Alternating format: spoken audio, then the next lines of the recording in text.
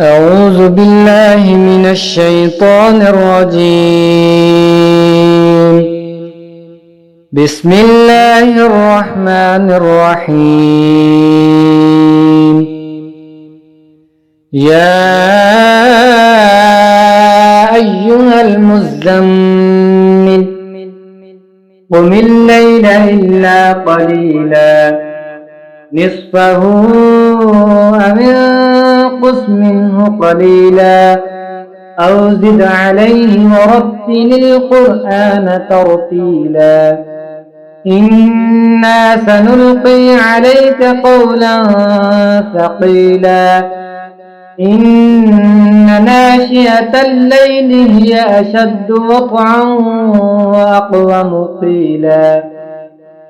إن لك في النهار سبحا طويلا واذكر اسم ربك وتبتل إليه تبتيلا رب المشرق والمغرب لا إله إلا هو فاتخذه وكيلا واصبر على ما يقولون واهجرهم هجرا جميلا وذرني والمكذبين أولي النعمة ومهلهم قليلا إن لدينا أنكالا وجحيما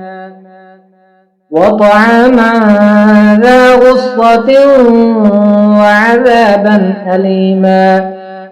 يوم ترجف الأرض والجبال وكانت الجبال كثيبا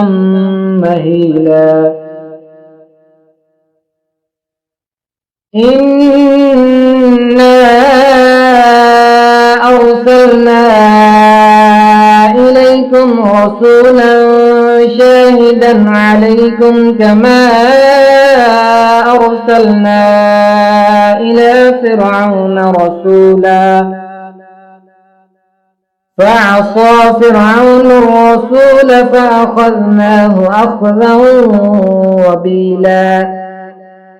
فكيف تتقون إن كفرتم يوما يجعل الولدان شيبا السماء منفطر به كان وعده مفعولا إن هذه تذكرة فمن شاء اتخذ إلى ربه سبيلا إن ربك يعلم أنك تقوم أدنى من ثلثي الليل ونصفه وثلثه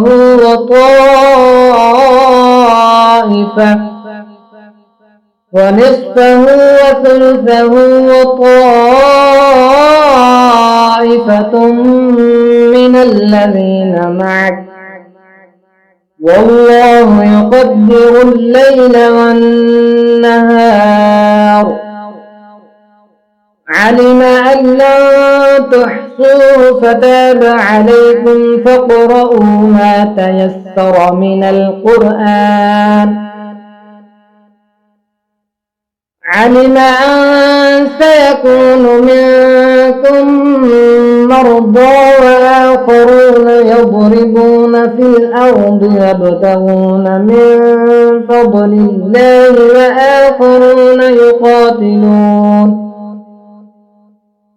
وآخرون يقاتلون في سبيل الله فاقرؤوا ما تيسر منه وأقيموا الصلاة وآتوا الزكاة وأقرضوا الله قرضا حسنا وما تقدموا لأنفسكم من خير تجدوه عند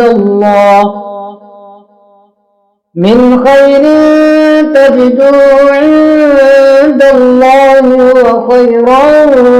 وأعظم أجرا واستغفروا الله إن غفور رحيم